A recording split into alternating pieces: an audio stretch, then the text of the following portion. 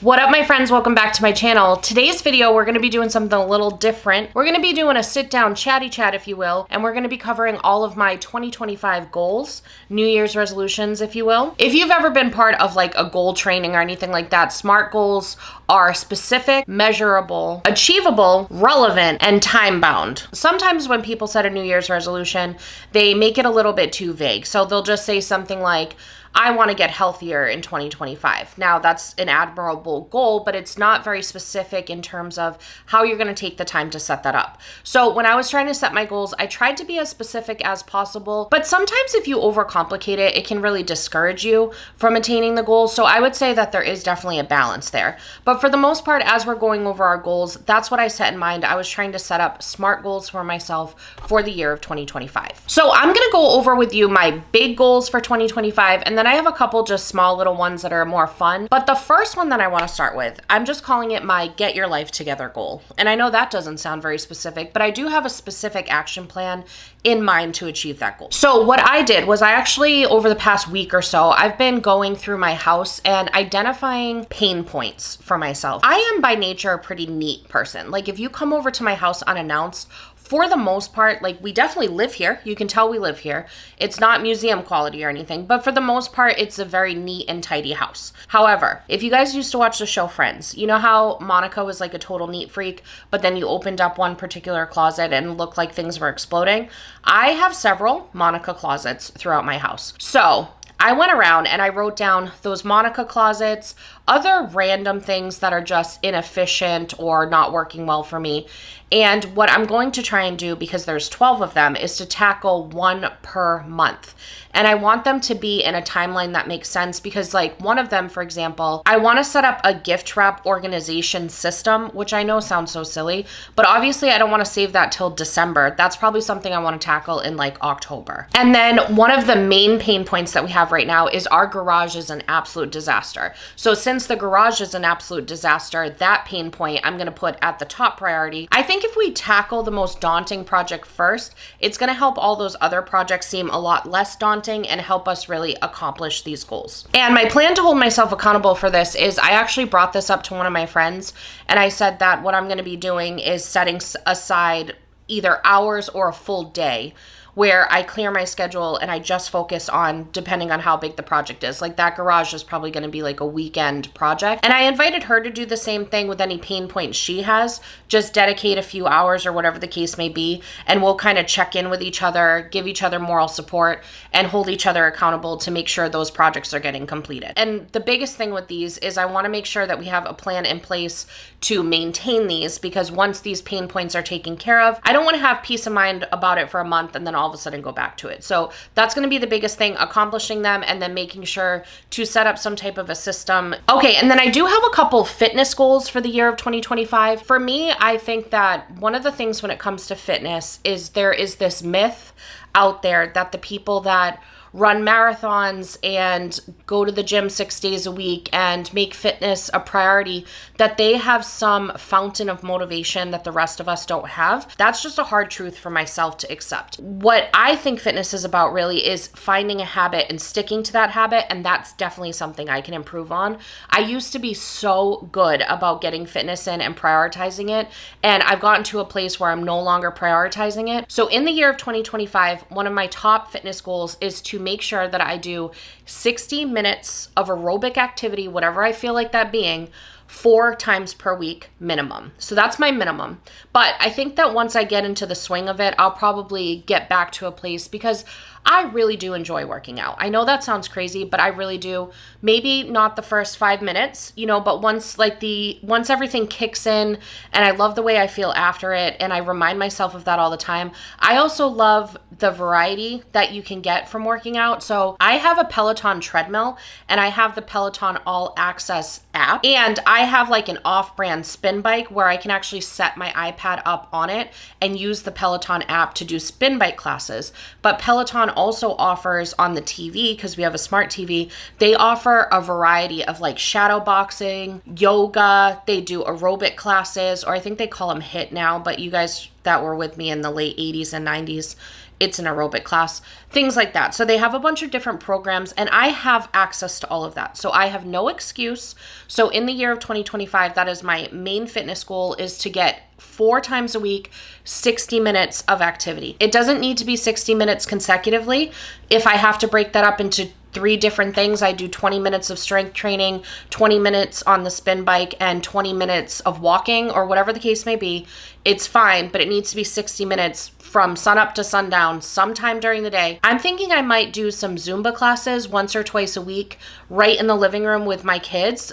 YouTube has a bunch of different Zumba programs, and I think that maybe they'll allow me to do like a dance program in the middle of the living room. And I think it's a great idea because even though they're super young, I don't think there's ever a negative to allowing kids to witness movement. So my plan is to at least once a week try and incorporate one of those for as long as they'll allow me to, even if it's just a 15-minute Zumba session. Even if I can just get 1 or 2 songs of Zumba done in the middle of the day, I think that would be a great way to help me achieve that goal. All right, and then next up, also fitness related, as I mentioned, I have a Peloton treadmill, and they have an amazing bank of different programs that you can do. One of them is like a 5K improvement program. And I've never in my adult life, I probably did in high school, but never in my adult life have I run a 5K straight out. However, I think that the program is perfect. You can adapt it to walking. So if you want to improve your 5K speed in terms of just like power walking, I think it works perfectly fine for that. I've done the program twice before, and it's a 6-week program, 4 days per week. The classes range from 15 to 30 to 45 minutes, and again, 4 times a week, and there's different trainers. They take you through different setups for the class that'll help aid you improving your time for your 5K. So my goal is to get back into that program. It's a 6-week program, and I want to do that program as many times as it takes in order to improve my 5K speed over time. When I did my first round of the 5K training program, I was completely shocked at what time I started with on week 1 and what time I ended with on week 6. We're going to get back into it, and my goal is just to do it as many times as necessary to meet or beat my previous record. And then nutrition goals, overall what I want to do is just focus on incorporating higher protein meals into my days and try to focus on eating that protein on my plate first and whatever veggies first, and then moving on to the starch. I also know that this is like a buzzword, but last year I started to explore anti-inflammatory nutrition choices, and I did it solid for about 2 weeks, and I was completely shocked at the results of making some anti-inflammatory swaps. So my goal in 2025 is to focus on high protein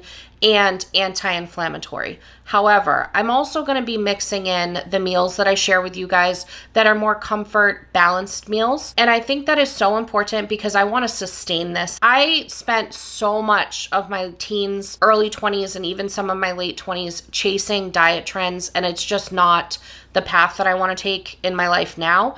But I do obviously want to be here as long as possible for my kids. So nutrition choices are very important. So like I said, I'm going to focus on that, but do it in moderation and do it in balance with maintaining everyday life and enjoying food. But I think that it'll be great on this channel too, because you guys know me and I have high standards when it comes to taste of food.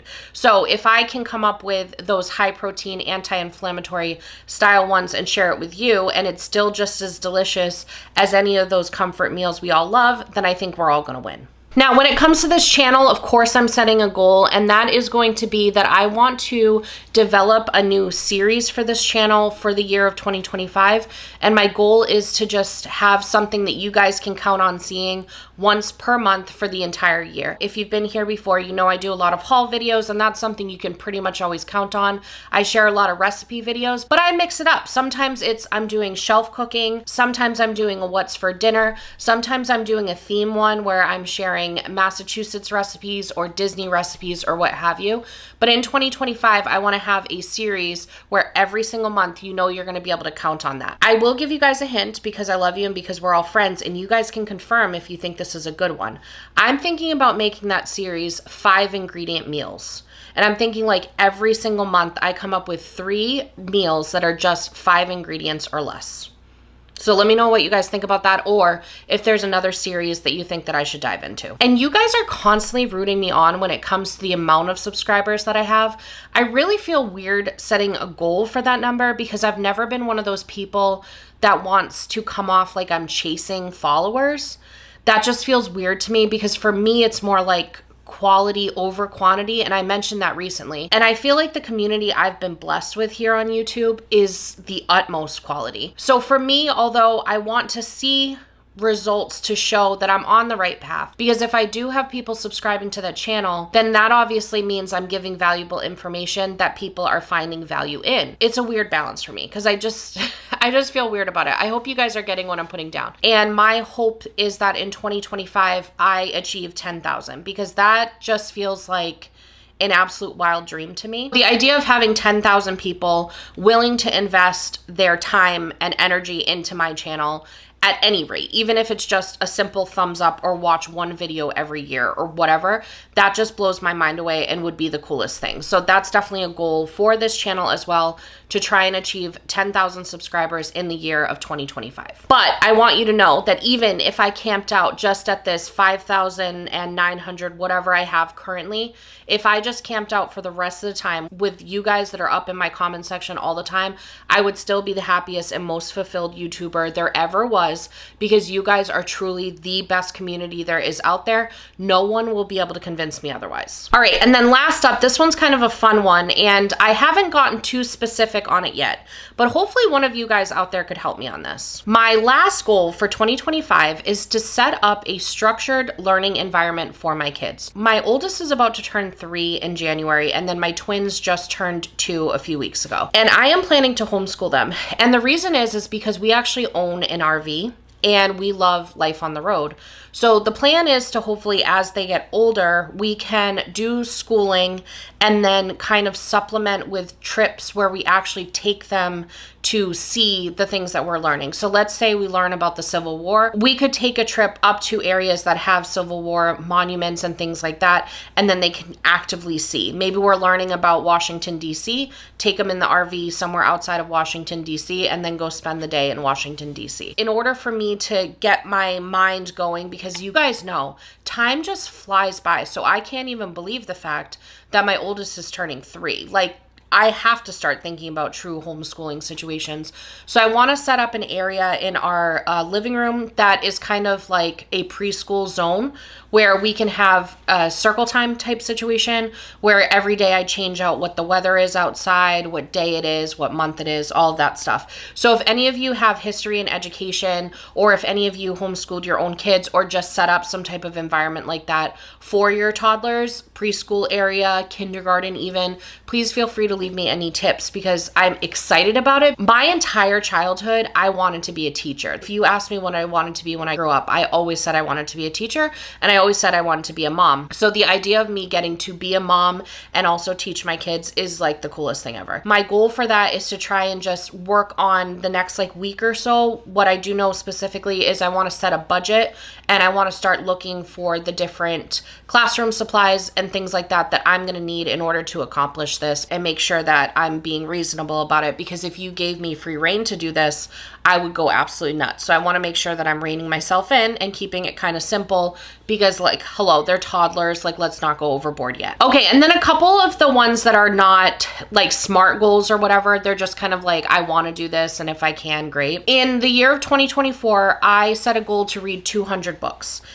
I think that I'm on track to do it. I need to read a few books over the next few days. If I don't achieve it though, I'm not going to be that upset, because I don't want to just be like flying through books for the purpose of achieving some goal that I made up. I think that it was a little too ambitious. So for 2025, my goal is going to be to read 175 books. I'm going to knock off 25, which I know some of you are probably like sitting there like, Kate, what in the world? Like, I am not here to say that somebody who reads 10 books a year is not doing good enough at reading. Trust and believe. If you read 2 books a year, that's phenomenal. If they're books that moved you, impacted you in any way, that is phenomenal. You should be proud of yourself. There was a stretch from like 2007 to 2021 where I probably read 3 books that entire time.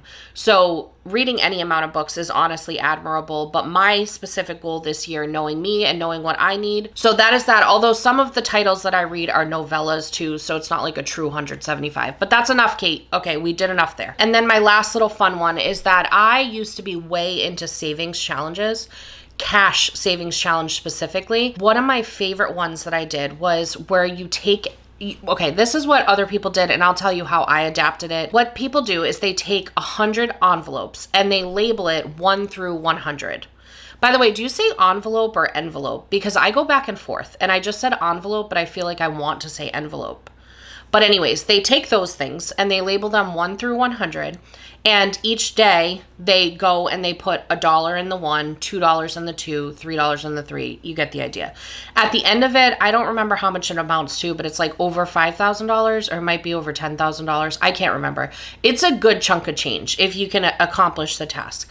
I thought that it was a little wild to have 100 envelopes. So instead what I did was I just took one envelope and on the front of it, I wrote 1 through 100. I wrote every number. And then I would just go and pick a random number. So I'd be like 7, and then I'd put $7 in it and cross off 7. 32. Put the $32 in, cross it off. Now that envelope ended up getting really fat and I had to do a second envelope, and don't worry, I stored this in a safe in my house. It ended up being a massive success. It sounds so daunting to save up thousands and thousands of dollars, but when you do it in those little bites and pieces, it's like you can do it like you wouldn't believe. If you have a habit of going to Starbucks and you can skip a trip, there's your $7 right there. Or maybe if you also get a cake pop, it's like $12 for you to go to Starbucks, you know? You just skip it once. Or maybe you added something to your Amazon cart, you talked yourself out of it and it was $32. Boom, there's your $32 right there. You would not believe how much it makes you intentionally spend because you're so motivated to cross off those numbers. So I'm going to do a digital version of that this year. Instead, I have a savings account that what I'm going to do is just transfer the money into that savings account, and I'll just do it digitally. But my goal is to do the 1 through 100 thing, put it to the side, and then come up with something fun to use those funds for. I can guarantee once those funds are saved up, travel is probably going to be what it's used towards. I'm not going to lie to you. I also want to focus on sinking funds in 2025. So I used to be really good about sinking funds, and I still have some, but I think that I could definitely strategize a little bit better. The idea of sinking funds, if you've never heard of that, is in a savings account. Basically, let's say you have a savings account with $500 in it. I take an Excel spreadsheet and I assign that $500 to different things. So for example, let's say you have an HOA and your HOA is $150 quarterly. I would take $150 of that $500 and say that's going to be for the HOA payment in January. And then by April, you need another $150 to replace that. So you have to put money aside each month to hit that $150 target. Then maybe you have like a trip coming up and you need an extra $250 for spending money on that trip. You would set $250 of that $500 aside, and that's a sinking fund for that trip. And then once you deplete that, because that trip is completed, you can just completely get rid of that line item altogether. It doesn't need to be refilled the way that the HOA does. Hopefully I explained that well. But basically what I want to do is I want to set those goals for different sinking funds that we might have, such as travel, such as our HOA. We have an RV storage amount that we have to do. So then that way I'm just a little bit more strategic and intentional with my savings, and things don't surprise you when they come up. So those are all of my goals for the year 2025. I even made myself a little goal worksheet. I'm just going to put it up on the screen over here so you can see it. I made myself a goal worksheet. I have a section to write down what resources I need. I think that'll help me keep organized in attacking it. So if I need specific storage containers or anything like that for organization, I'm going to take the next few days before we're officially in 2025 to go through and plan out any resources that I might need. I also made little action plan boxes. So I'm going to take the overall goal and then break it down into little sections for myself. And then my favorite part is I made like a progress bar. So the idea is that I'm going to check in 3 times on the project, and I'm going to give myself little notes on how I'm progressing and then write the dates that happened. I just made that on Canva. You could make something similar on Canva or even Excel, I'm sure. Anyways, that wraps up all of my goals. I'd love to know if you have any specific goals for 2025 that you need me to cheer you on for. I can send you some positive vibes. We can get this done. I know that I thanked you guys in the Christmas Eve video, but I just want to thank you again for hanging out with me this entire year, but especially during the month of Vlogmas when we had content every single day. This was such an amazing challenge for me because I learned so much. First of all, I learned that I didn't get stressed out about it as much as I thought I would. I am kind of an overachiever when it comes to things, so when I took this on, I was worried that I was going to kind of stress myself out. I learned a lot of efficiency when it came to filming and editing. It seriously pushed me into a zone where I learned a lot, so I think it's going to help me tremendously be able to manage the schedule in 2025. And it was really fun for me to try out different video concepts and see what you guys thought. I heard you on the feedback on how much you loved the Christmas Eve video, and I have to tell you, that's probably my favorite video I did the entire year. I think having that little day in the life peak for us is going to just be something we cherish for years to come. So I would love next year to be able to incorporate some more moments like that. That was one of my favorite videos to edit. I had so much fun editing that video. So I'm glad you guys enjoyed it because it gives me a hint as to what I can include next year. And if you have anything else that you'd like to see from me, feel free to let me know. I think Vlogmas really opened my eyes to me being able to branch out a little bit more and step out of my comfort zone in the type of videos that I'm putting out. I hope that your 2024 wraps up absolutely beautifully, and I hope that 2025 is your banner year. It's filled with nothing but love, laughter, and delicious food. I hope I delivered whatever you needed when you clicked on that thumbnail, and I hope you have a magical day. Bye!